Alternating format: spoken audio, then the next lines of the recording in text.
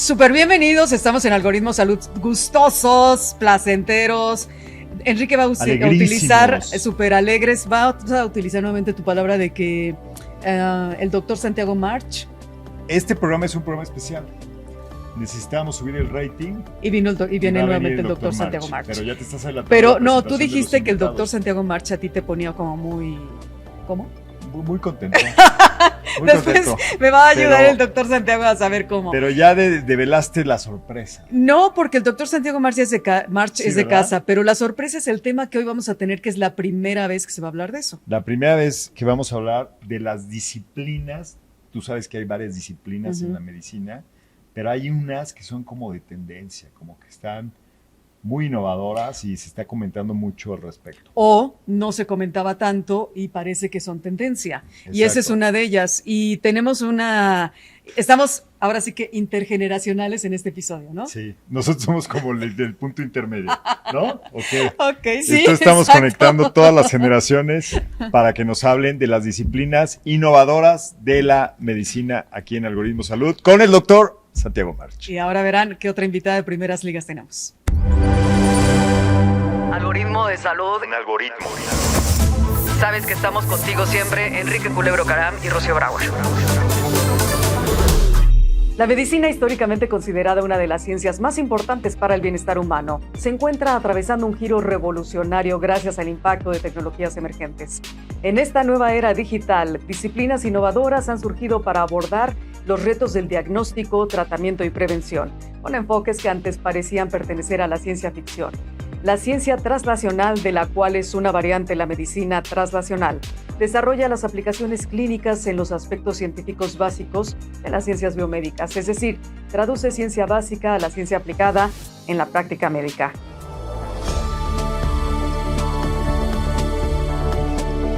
Regresando aquí en Algoritmo Salud, y pues yo ya me muero de ganas de volver a presentar. No, primero las mujeres. Ok, de presentar por primera vez a la doctora Irune Martí. Doctora, ¿cómo estás? Mucho gusto. ¿Dije bien tu nombre? Sí. Porque tú te consta que me costó trabajo así como... Me consta, pero está bien. Ahorita lo dijiste excelente. Eso, es que no es por tu nombre, es porque este día, no están para saberlo, pero hemos tenido mucha actividad, ¿no? Y muchas personas que han venido... ¿De qué tipo de actividad? A Algoritmo Salud, de grabar programas. Y tuvimos un maratón de grabaciones de Algoritmo Salud. Estamos sacando uno tras otro, pero nos hacía falta subir el rating. Porque te vas de vacaciones, por eso. Exacto. Entonces yo dije, traigan urgentemente al doctor Santiago March. Así como cuando tienes una urgencia... Un bomberazo. No. Tenemos un bomberazo y le hablamos al doctor Santiago March. Santiago March, ¿cómo estás? Qué gusto que vuelvas. Bien, muchas gracias. Un gusto, como siempre, estar aquí en este prestigioso programa. Además es súper fan de Algoritmo Salud, sí. Y activo porque nos escribe, nos regaña y nos dice, eso no se dice así, a ver, chavos, aprendan. No, pero hoy no voy a regañar, no se preocupen. Y estamos intergeneracionales. Aquí hay una generación que es el doctor Santiago March, nosotros somos otra, y la millennial que es... de la misma generación. Y la millennial que es Irune Martí Larrucea. Irune, tú te acabas de graduar, ¿no? Te acabas de tener graduarte en medicina. ¿En qué especialidad exactamente? Yo en medicina general acabo de terminar y actualmente ahorita estoy en el Instituto Nacional de Ciencias Médicas y Nutrición Salvador Subirán y hago investigación en falla medular, en hematología. Wow. Ahorita ando en eso. Qué importante, increíble. Y nos hacen falta médicas en estas áreas, ¿no? Sí, pues en todas, ¿no? En todas. La verdad es que, bueno, mi generación, hablando de generaciones, ya la mayoría eran mujeres en porcentaje, pero eso ha ido a la inversa. Mientras más antigua la generación, más eran hombres. Sí, es cierto. Y hay una tendencia todavía a que ya las mujeres estén entrando a ciertas especialidades de las que no se percibía, ¿no? Uh-huh. Acabamos de hablar con un urólogo, ¿no? Por ejemplo, las médicas urólogas que ya también están siendo cada vez entrando más. a esa ¿Tú cómo ves esa situación, doctor March? De la no, equidad? Pues definitivamente las mujeres en medicina son más estudiosas, más dedicadas y se quejan Pero en menos. La vida en general, se ¿no? quejan menos.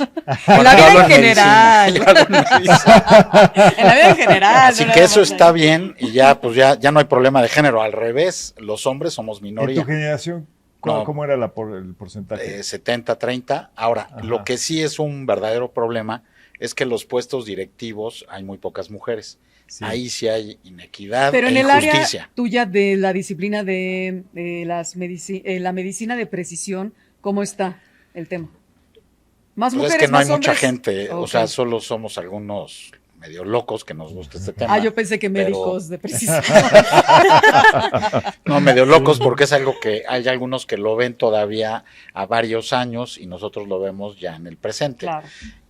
En la disciplina que más se relaciona con esto es la genética, y genetistas, el 95% son mujeres, 5% hombres. Ok. Sí, sí. Pero, Y, sí. y hablando de genética, el doctor Santiago March, para quienes apenas lo están conociendo, que por cierto síganlo en todas sus redes, habla muchísimo del tema del ADN que se ha puesto como de moda, ahora que ya se completó todo el, ¿no? Claro, se completó el borrador y sobre Ujú. todo se completó una parte que faltaba, que era el 8%, que se llama el telómero, que es una parte que está en la porción final de los brazos de los cromosomas, y que tiene que ver con el envejecimiento, la longevidad, que tanto les gusta a ustedes. Oye, pero no solamente los temas de la longevidad, no solamente el doctor habla de ADN, le sabe a cañón a No, muchas toda cosas. la tecnología. Por ejemplo, Sí. exacto, a ver, ponnos en contexto. ¿Quién quiere empezar el tema que nos atañe, que es precisamente la medicina traslacional con L? Una de las Así es. disciplinas. Una de ¿no? las que vamos a disciplinas. hablar. A ver, Ujú. explícanos esa disciplina. Bueno, pues la medicina traslacional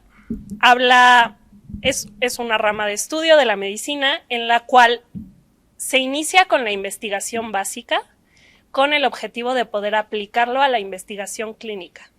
¿A qué me refiero por esto? Justo venía escuchando un podcast, porque claro que De vengo algoritmo preparada. salud, ¿verdad? No hables de otro, porque Nunca. en este momento. Nunca.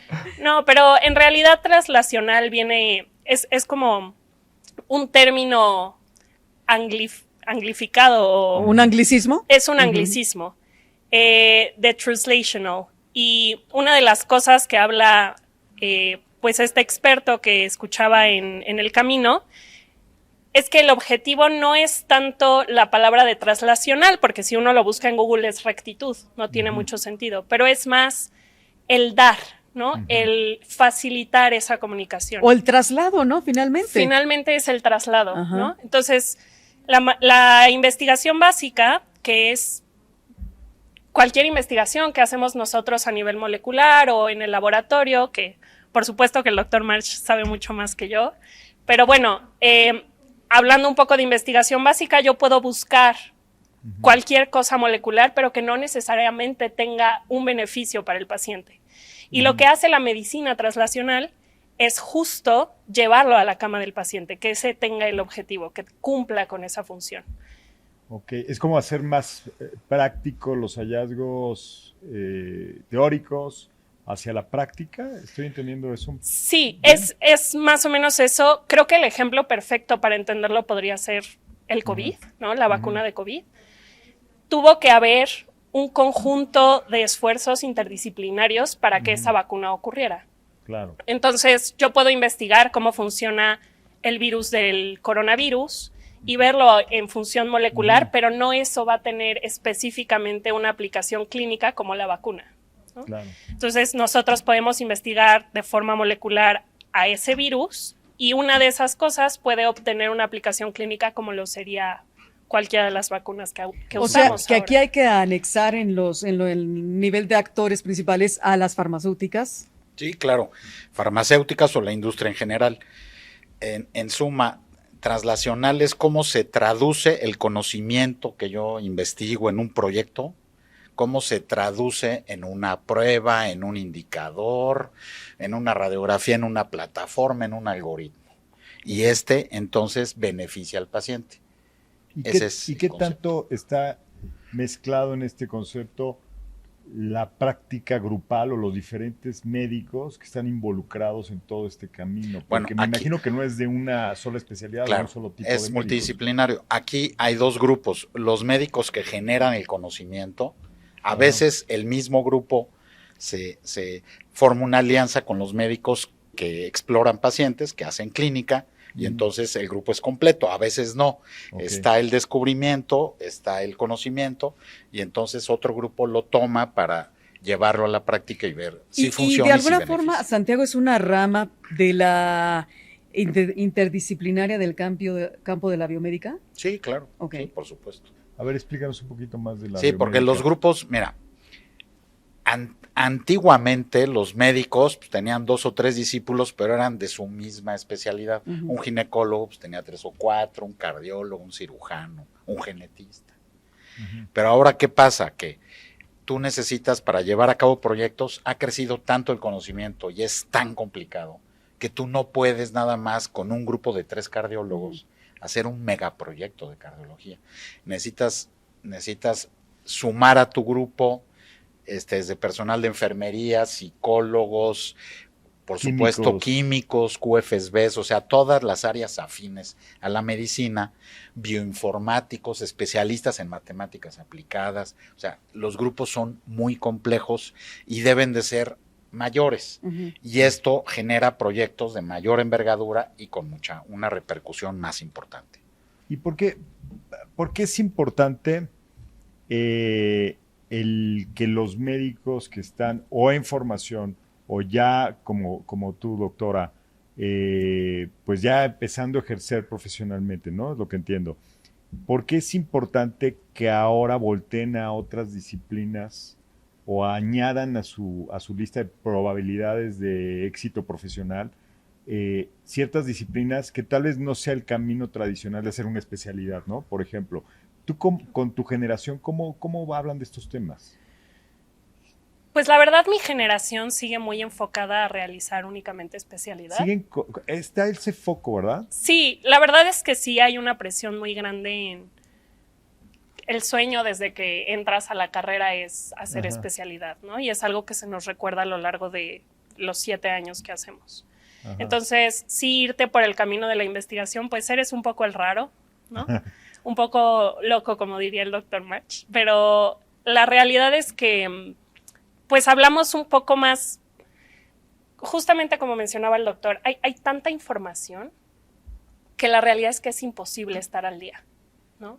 Y no toda esa información es buena, no toda esa información es con una buena evidencia, pero justamente es muy importante tomarse de la mano con otras disciplinas para que esto nos pueda dar el mejor resultado posible. Y para tener más resultados, vamos a hacer una pausita, mi querida Irune, claro, porque vamos a hacer en este momento un break y regresamos. Aquí en Algoritmo Salud.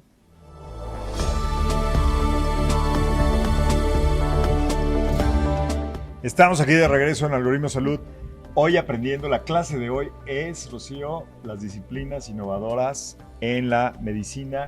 ¿Estás haciendo tus notas? Yo ya traigo toda A ver, aquí mi chip mental lo trae todo registrado. ¿De todos los episodios que hemos tenido?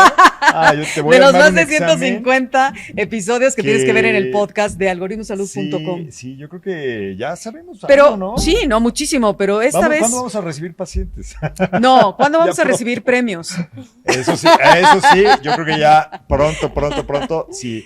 El público nos claro, favorece con su atención, como lo han hecho en los últimos 3 años. Cada vez más personas nos siguen en redes sociales. Pero hoy hablando de disciplinas innovadoras en la medicina, pues hay mucho que hablar de eso. Sí, yo quería preguntarle al doctor March, que sé que es su mero mole, que nos platique ahora de la disciplina de la medicina personalizada y de precisión. ¿Ese es el nombre oficial? Sí, es medicina de precisión. Okay. Tiene 4 elementos para entenderla bien, porque si nosotros le preguntamos a un médico, una psicóloga, una enfermera, pueden tener diferentes concepciones de lo que significa el término.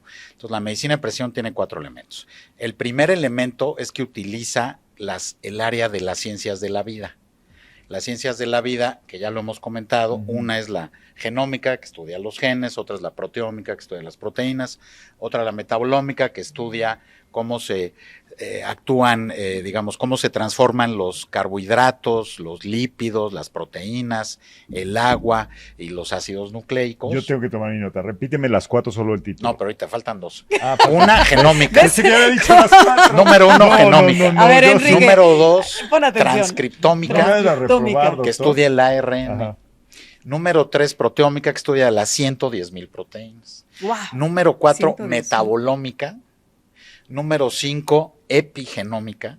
Y número 6, la microbiota, que se llama microbiómica. Entonces, ese es el primer elemento de medicina de precisión, ¿ok? Sí. ¿Vamos Ok, bien? de un elemento sacaste 6 subtemas. 6 Ya, subtemas. Con razón ya me Después, estás segundo haciendo elemento, que hay una convergencia tecnológica. Ajá. Es decir, son estas disciplinas, áreas del conocimiento con las nuevas tecnologías. Internet de las cosas, blockchain, wearables, Gadgets, whatever. lo que ustedes Ajá. gusten.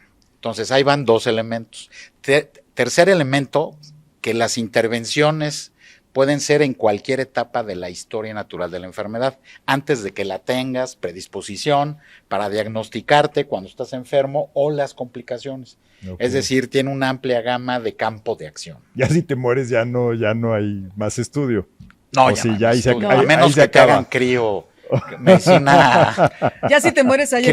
medicina, No. que te congelan para ver si Trascendental, te ¿o qué sería? despiertan después. A ver, ahí entra la tecnología y lo dirá también Iruna. Si te mueres, ya puedes dejar tu figura en un gemelo digital que va a haber próximamente y lo que Ok. le quieras decir a tus nietos o bisnietos que no te van a conocer, lo vas a poder decir. Ahí vas a, Va. Y el vas cuarto a poder elemento- seguir Espérate, pero viviendo. regresemos al Y el tema, cuarto porque y último sí. elemento es que incluye factores del medio ambiente, socioculturales y económicos. Todo eso es la medicina de presión. Es algo muy amplio, muy vasto y que está ¿Y a cambiando ti la qué práctica te animó médica. a estudiar todo esto? Pues los avances de la medicina, no perder vigencia y pues me gusta mucho las novedades, la innovación. La y, pues, tecnología. la tecnología y pues aquí están todos esos Pero elementos. dame una aplicación, o sea, dame un caso. Un caso de ¿Cómo uso. se usa? Bueno, un caso de uso, vamos a ver. Hay una plataforma que identifica a través de inteligencia artificial, pequeños cambios en un electrocardiograma que predice que una persona va a desarrollar un infarto. Ok. Entonces, ¿qué pasa? Yo tomo el electrocardiograma, tiene algunos datos de cardiopatía isquémica, que es como de que le va a dar o tiene un dolor, y yo con esa plataforma me puedo decir, este paciente lo tienes que vigilar, lo tienes que llevar al hospital, este no, puede irse a su casa, sin haberle tomado una muestra de sangre. Ese es un ejemplo de una aplicación De en, medicina de digamos, precisión. en este caso, en un infarto agudo al ¿Ya miocardio. nos quedó claro? A mí más o menos, pero ¿cómo ves, doctora? ¿Esto te lo enseñaron en la...? No, ¿En por la carrera? supuesto que no. No, por ¿No? supuesto que no. Ojalá que sí, pero digo, dentro de las cosas que yo estaba buscando, la realidad es que me acerqué un poco a la medicina de la precisión y es una disciplina preciosa, pero pues es que hay un montón de aplicaciones. La realidad, voy a poner un ejemplo de vida real.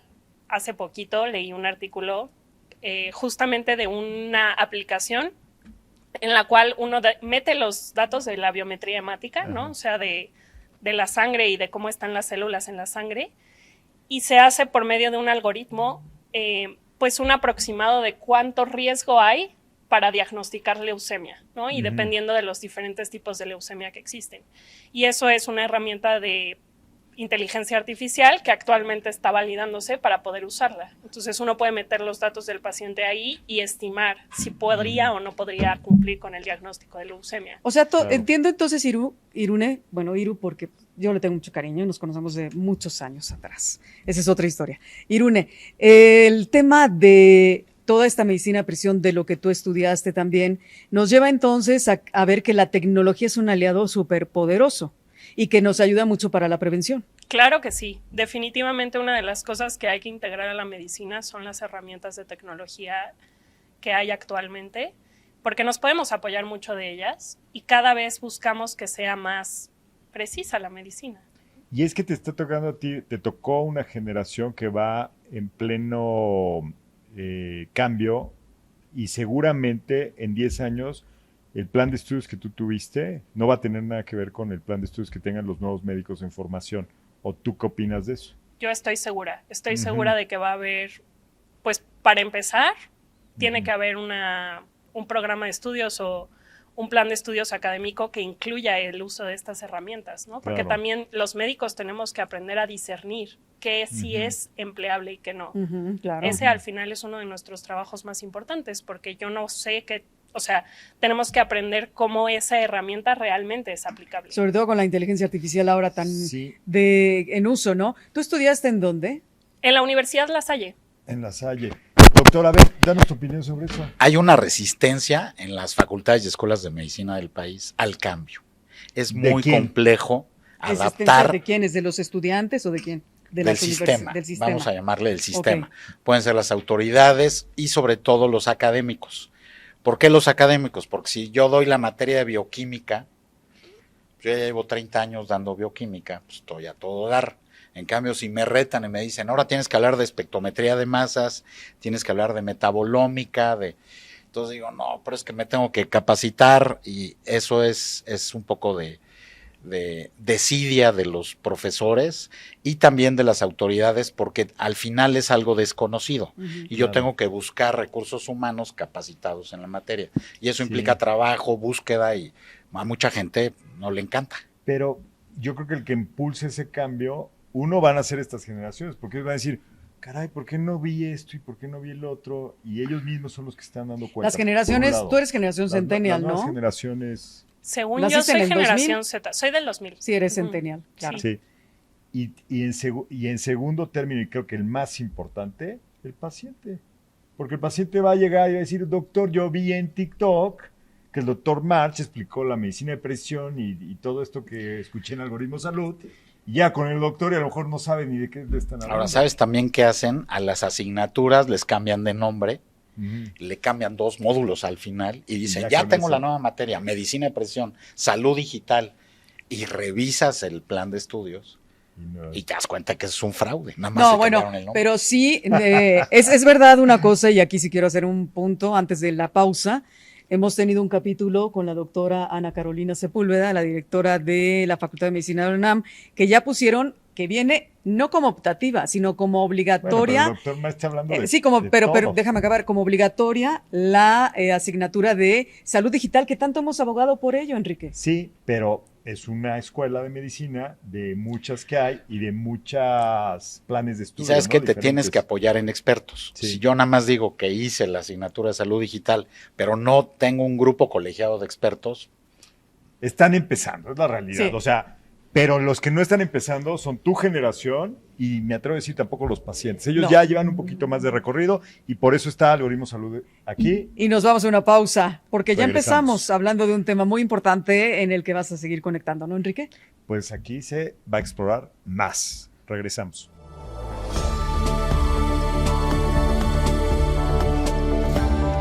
Estamos de regreso en Algoritmo Salud, por supuesto, hablando con 2 expertos en la materia, y me encanta la idea de que las generaciones recién desempacadas casi de la carrera de medicina nos acompañen, como es el caso de Irune Martí Larrucea. Mi querida Irune, ¿hay un tema en especial a lo largo de tu trayectoria como estudiante que te parezca importante contarle a las generaciones que quieren estudiar medicina, o a los que todavía no terminan, o a los que desertaron y quieren retomar? ¡Corran!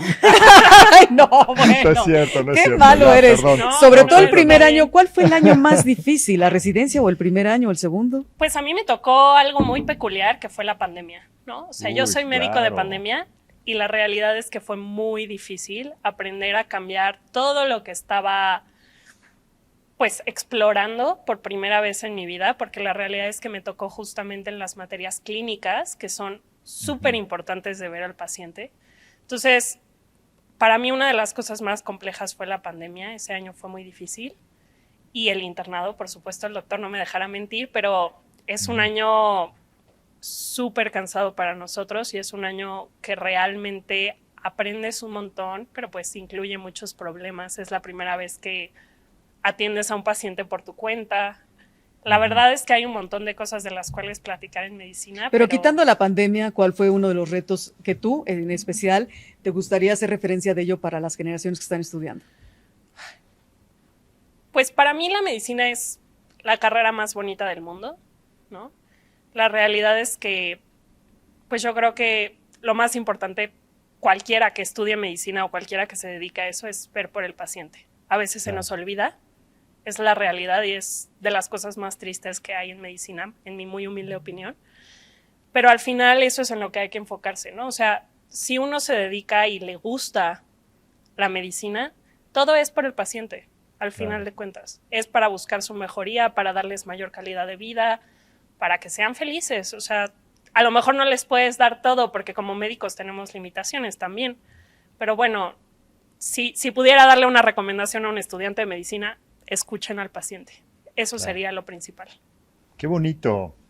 Para ti, también es la Para más mí, bonita. poder ayudar a alguien, hay muchas profesiones en las que tú puedes ayudar, entonces poder ayudar a alguien, por ejemplo, en este caso, contribuir a que se restituya su salud, pues creo que es una de las experiencias más satisfactorias que hay en la vida. O que no desarrolle una enfermedad, ¿no? Prevenir. O que eso no también es desarrolle una increíble. enfermedad.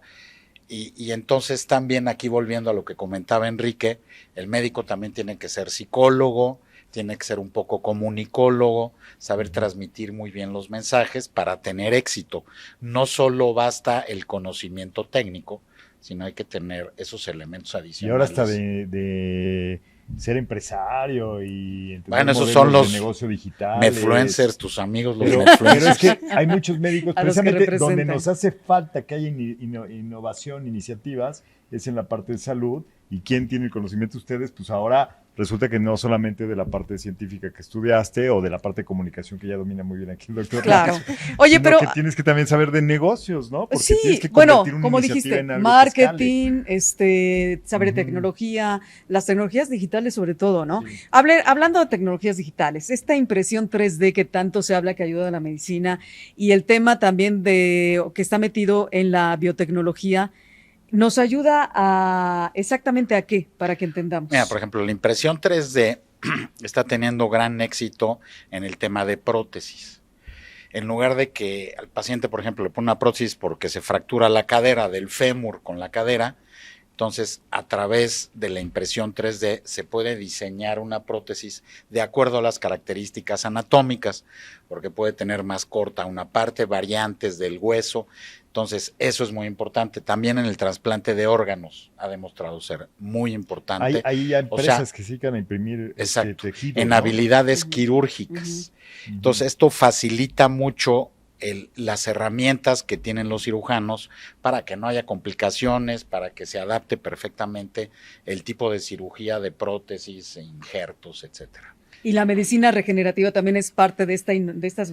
La medicina regenerativa multidisciplina, ¿no? es el uso de células, por ejemplo, células madre que todos los seres humanos tenemos, no importa que tengamos más de 60 años, en ciertas partes del cuerpo, en el esternón, en la tibia, en la espinilla. Entonces, Eso es noticia para mí, ¿eh? No sabía, o sea, pensabas que solo los recién nacidos del cordón umbilical. En No, el cordón. ya también los adultos tenemos células madre. Y wow. entonces la medicina regenerativa, ¿qué hace? Puede tomar esas células madre, ponerlas bajo ciertos estímulos en un laboratorio y poderlas usar para autotrasplante, para también hacer que esas células se especialicen, por ejemplo, en células de miocardio, de corazón, y en personas que tienen un infarto y que tienen una cicatriz muy grande, a través de un cateterismo, inoculan estas células y estas células se establecen en la cicatriz y empiezan a contraerse después de 10 días. Y restablecen el tejido de la piel. Exacto. Wow. No, restablecen el corazón. El corazón también, Ya, claro. ya. También hay También. injertos de piel humana, entonces esto disminuye la posibilidad de infecciones, de rechazos, y la verdad es que está siendo una gran alternativa, aunque todavía es cara y no es accesible en todos los Es países. lo que te iba a preguntar, ¿en México hay casos de esto? Hay gente que hace, pero también hay un tema regulatorio, un tema legal, un tema ético que algunos olvidan. Y entonces aquí en México, no voy a decir dónde, pero tenemos algunos lugares donde se realizan prácticas de medicina regenerativa que no cumplen con las buenas prácticas internacionales. Hay que tener cuidado. Con la regulación eso. hay que tener cuidado. Hay que tener cuidado. Hay gente que se va a Suiza y pues no le cuesta muy barato, que digamos. ¿No era Dinamarca? No, Suiza. Sí. Suiza, hay gente mujeres que están en la menopausia y que les inyectan cierto tipo de células, hombres que les inyectan en la cara, fibroblastos, en fin. Es que es diversos tan tipos. vasto, ¿no, Irune? O sea, me imagino que, bueno, los médicos para empezar de toda la vida, desde nuestros médicos de la generación silenciosa, hablando de generaciones ancestrales, saben que actualizarse es importante, Rimo. Claro que sí, bueno, creo que en mi generación todavía fue más marcado de alguna forma, pero es una de las cosas más importantes porque al final, si el médico no tiene el conocimiento, no lo puede pensar o no lo puede ¿Aplicar? sospechar. Okay. Sí, o sea, al fin de cuentas, si uno no tiene el conocimiento básico de las actualizaciones de las guías, actualizaciones de información acerca de tu rama, muy difícilmente va a poder No, realizarse. y de ahora cómo se interconecta, ¿no, Enrique, con la tecnología? Pero yo le quería preguntar Ajá. algo a la doctora y al rato al doctor Machi. Claro. ¿Cómo vas a estar actualizada si se están generando cada vez más papers, más artículos en más revistas científicas? Ya no es nada más de que digas, yo voy a leer todo lo que sale este mes en el Journal tal, el 1, el 2, el 3. Sí, no se Tienes puede. que tener otra estrategia, ¿no? Pues mira, hay diferentes estrategias. A mí una de las que me gusta mucho que hacemos en el instituto, pues son sesiones multidisciplinarias, ¿no? Ujú, Y también tenemos sesiones bibliográficas, perdón. claro. Yo no puedo leer un artículo a la hora, pero Ujú. definitivamente sí podemos hacer un conjunto de entre todos los que estamos en el instituto, una búsqueda de la información que salió en la semana y comentar los artículos que nos parecen más importantes. Pero claro, para eso hay que discernir, ¿no? Claro. Que esa es la diferencia entre un artículo de muy buena evidencia y un artículo de pues deficiente, y eso es lo importante para los estudiantes de medicina también, que si no aprendemos a discernir qué información es real, muy difícilmente vamos a poder discutirla, aplicarla, incluso dudarla. Y así tienen su sesión. Imagínate tú y yo Sí. que estamos en nuestras sesiones que hablamos del meme de la semana. Ellos están hablando de la A ver, innovación. no, a ver, moción de orden. Yo no hablo del meme de la semana, no me Aquí, interesa. La innovación máxima en los Claro. hallazgos científicos. Eso es un método, sin duda, importante. Pero dime una cosa. ¿No te apoyas así también de decirle a alguna plataforma de inteligencia artificial, a alguna gente, oye, todos estos artículos que salieron, dame ciertas conclusiones o ayúdame a encontrar una forma de hacer una investigación, pero con bases realmente válidas? Porque eso también nos pasa ahora que nos metemos a las plataformas de uso común. Claro, ¿Cómo lo están superando esa parte? pues mira, por ejemplo, si tú metes un artículo a ChatGPT y le dices, dame toda la información que tengas acerca de, no sé, te voy a poner un ejemplo, anemia por deficiencia de hierro y cítamelo. Ujú. Se va a inventar citas, ¿no? Ujú. O sea, la realidad es que es una herramienta que no llega todavía a tener ese nivel de evidencia. Claro. Yo en mi práctica, para serte honesta, leo el artículo, ¿no? Ujú. A lo mejor no lo leo O sea, completo. eres retro. Pues un poco sí. Sí. No, pero yo no diría no. retro, yo digo que es una forma No, bueno, así. bien fundamentada de hacer las cosas, porque aparte de lo que te diga el chat, la inteligencia artificial que quieras generativa, tienes que contrarrestar esa información, ¿no, Irune? No, claro, y Contrastarla. mira, una de las herramientas que usan algunos de mis compañeros, que creo que es buena, se llama Coral AI, Ujú. que sí le puedes pedir que lo resuma, ¿no? Ujú. Pero al fin de cuentas, a mí me encanta leerlo, ¿no? O sea, es Claro. algo que no disfruto igual. Claro. Entonces no lo leo completo, pero para eso los artículos también tienen figuras representativas, puedes leer el Abstracts. resumen, las conclusiones, sí, Ujú. claro, o sea, al final no Sí. te quita tanto tiempo como crees. Así es. ¿Tú cómo Oye, hubieras leído? A ver, yo esto de cómo se a March, si hubieras actualiza. estudiado hoy la carrera de medicina, ¿qué hubieras hecho diferente con toda esta tecnología? No, yo sí alrededor? utilizaría. ¿Sí? Le dirías a la inteligencia artificial Sí, ya, les voy a decir lo que no me resuélvemelo. gusta. Sí, les voy a decir lo que no me gusta. Hay una aplicación que resume libros, Ajá. novelas y eso. Sí. Y la gente que es analfabeta funcional, que sabe leer pero que no lee, esas personas presumen en reuniones Sí. con CEOs, oye, ya leí Ya el leí de tal, Pérez Reverte, sí, ya sí, leí el sí. de Robbins, y ya leí. Oye, Y lo único que hicieron fue comprar El esa aplicación resumen. y se agarraron dos bueno, no te parrafitos. vayas tan lejos. Eso está la se me hace un fraude. la sinopsis del libro que quieras, pero a ver, danos la sinopsis, el detalle de lo que tiene que ver con la terapia génica y lo que es también la edición genética, que es un área muy tuya, bueno, que tú has trabajado mucho, que a mí desde que te conozco, Santiago, me ha dejado boquiabierta. Bueno, la edición genética es la capacidad de actuar en ciertas enfermedades a través de unas tijeras que se llaman tijeras moleculares, en donde tú tienes 1 o 2 genes, no más, que sabes que están alterados y que son los responsables de la enfermedad. Y lo que haces es que a través de una serie de enzimas y de un sistema puedes cambiar ese gen que está alterado por un gen que funciona. Como cuando estás Por editando ejemplo, tus videos para que nos Les está voy a viendo, decir ¿no? una Es enfermedad que edición. hay varios videos, se llama retinitis pigmentaria. La enfermedad de retinitis pigmentaria causa ceguera y obedece a un cambio en la estructura de un gen. Wow.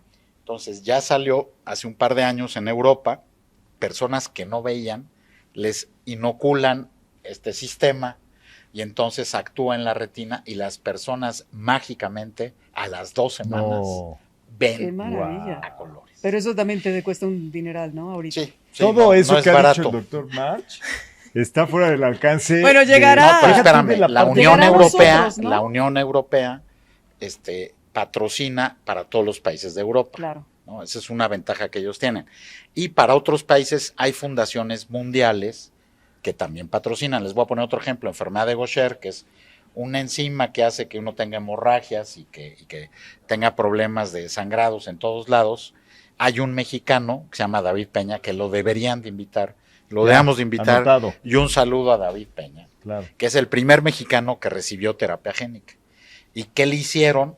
Le inyectaron en un hospital en Estados Unidos un virus que dentro, digamos, en su cápsula, tiene el gen que es el gen que está íntegro, y entonces ese virus infecta a la persona, pero es un virus inocuo, y entonces le inyecta en cierto tipo de células el gen que es correcto, y esta persona que no producía una enzima, es decir, una proteína, ahora ya la produce y no necesita que cada 15 días le estén ¿Y poniendo. ya está curado? Está ¿Cómo va? curado y lleva 3 años. Qué Y hace maravilla. ejercicio, Para que veas la o sea, maravilla. lleva una vida perfectamente normal. Y él es mexicano, pero ¿qué hizo? Se metió a internet, se involucró con las asociaciones de pacientes internacionales y estuvo listo y cumplió con los requisitos, con los criterios de inclusión. Es que de repente a los Se pacientes se propuso. nos carga mucho esta parte, ¿no? O sea, lo que se ha hablado mucho es que también la responsabilidad del paciente en temas de prevención ya está subiendo de nivel, porque antes creíamos el usuario, como tú dices, de a pie, Ujú. que yo me enfermo, que me cure el doctor, ¿no? Claro. Casi es su bronca, ¿no? No es mía. Y ahora el papel que tenemos que jugar es muy activo, ¿no? Sí, definitivamente creo que es algo que cambió un poco en mi generación, o por lo menos así fue mi educación. Ujú. Tenemos este concepto de medicina paternalista, que es algo que se usa ahora, que es yo soy el doctor, yo lo sé todo y yo te voy a decir qué es lo que tienes que hacer. Claro. Y justamente una de las cosas que a mí se me enseñó a lo largo de la carrera fue eso está mal, ¿no? Hay que involucrar al paciente a la toma de decisiones porque pues también, bueno, esa es mi opinión, pero siempre y cuando el paciente entienda bien lo que le estás diciendo y se sienta apoyado por el médico, es más probable que quiera tenga recibir éxito. tu atención, que tenga éxito, Sí. ¿no? Porque al final, y me ha pasado mucho, tú le dejas cualquier medicamento a un paciente y te dice, ni entendí, ni sé por qué, ni quiero, y me da miedo. Si uno no platica con el paciente acerca de las preguntas que tiene, acerca de qué es lo que está recibiendo, muy difícilmente va a querer. Explicarlo Así bien. es. Y lo vamos a explicar todavía más cuando entremos en la futuriada, que es lo que sigue. Vamos, ¿qué viene? Regresamos. Rocío Brauer, Algoritmo Salud.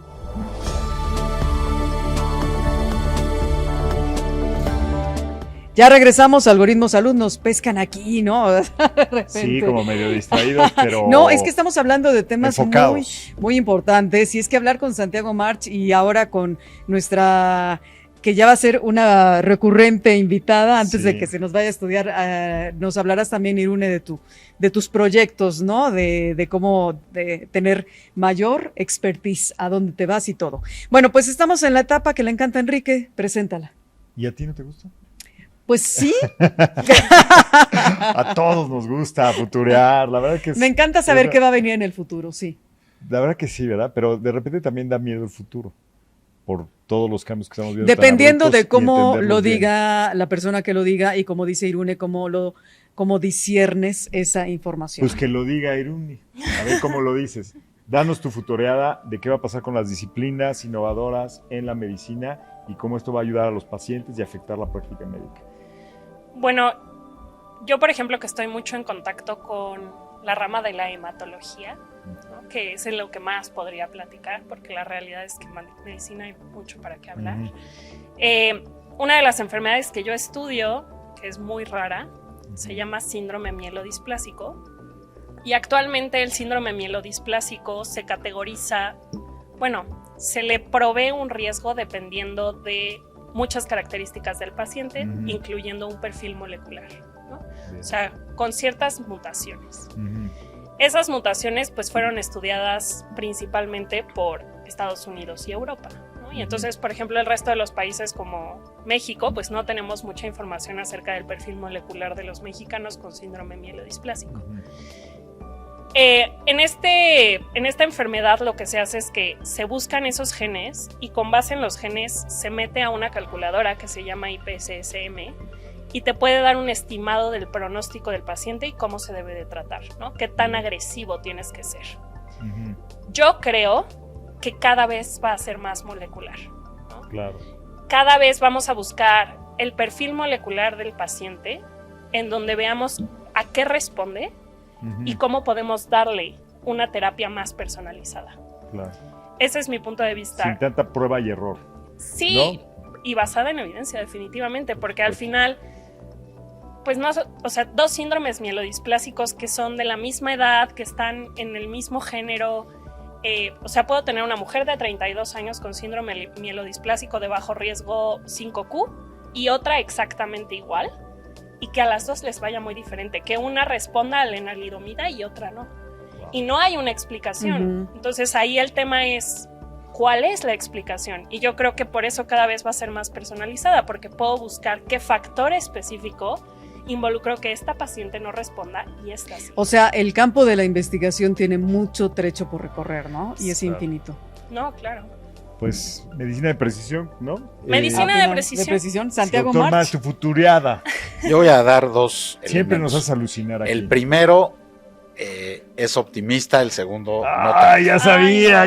Primero danos el pesimista. Próximo check-up a través de espectrometría de masas. A ver, va de nuevo. Próximo check-up. Espectrometría de masas. Olvídense de la química de 20 elementos, de quién sabe qué. Química de 10,000 elementos, química de 100,000. Espectrometría de masas que hace unas corridas con nanospray. Tecnología. Una cosa nueva que en 3 horas una muestra de sangre te saca 20,000 elementos. Wow. 20,000 elementos que tienen un peso de 1 por 10 a la menos 15 de gramo. O sea, un femtogramo. O sea, un granito de arena, menos que un granito de arena. Entonces tú puedes detectar concentraciones muy pequeñas y adelantarte a las enfermedades. Esa es la primera. Esa es la optimista. Esa es la optimista. La pesimista, inteligencia artificial se nos puede ir de las manos. Me preocupa mucho porque la gente está encantada, están felices, pero no se dan cuenta de que ya la tecnología artificial, la inteligencia artificial ya no depende de la persona que la creó, del ingeniero que la creó, sino del software. Se optimiza a sí mismo y toma sus decisiones de manera independiente. Sí. Y esas decisiones pueden no ser positivas, como el caso del niño que se enamoró de un avatar y que se suicidó y que tiene demandada a la aplicación porque la forma en la que le respondió la inteligencia artificial a través de este avatar, pues le produjo un shock al niño y se quitó la vida. No me digas. Entonces, esto ya pasó y puede pasar ya en temas de salud y de otras. Bueno, pero la inteligencia artificial va más allá de un avatar. Los avatares están desde hace muchos años. Es un gran ejemplo de hacia dónde podemos ir, hacia lo positivo o hacia lo riesgoso. No, lo riesgoso es eso, que la inteligencia artificial ya se retroalimenta a sí misma y puede tomar decisiones de si a esta persona la desconecto, está entubada, la desconecto y muere o no. En fin, ya hay otras cosas, pero bueno. Pero nos está advirtiendo el doctor March y por eso van a tener cuidado los expertos y también se va a trabajar mucho la parte ética, espero, y vamos a tratar de ser positivos. No, siempre en Algoritmo Salud siempre el riesgo está ahí. Lo propositivo. Sí. Santiago March, muchas gracias por estar con nosotros. Irune Martí Larrucea, qué gusto que nos hayas acompañado. Enrique Culebro. Rocío Brauer, y regresamos en Algoritmo Salud. Y dentro cuando de se 8 baje días. el rating, regresa el doctor March y ahora también la doctora Irune. Jamás va a bajar el rating, porque el rating lo generamos con toda la audiencia que siempre quiere saber más. Gracias. Nos vemos pronto. Esto fue Algoritmo Salud, un espacio donde charlamos con especialistas y analizamos las tendencias, plataformas y tecnologías que están impactando la salud digital en México, con Rocío Brauer y Enrique Culebro Caram. Todos los jueves, de 9 a 10 de la noche, por 88.9 Noticias. Información que sirve.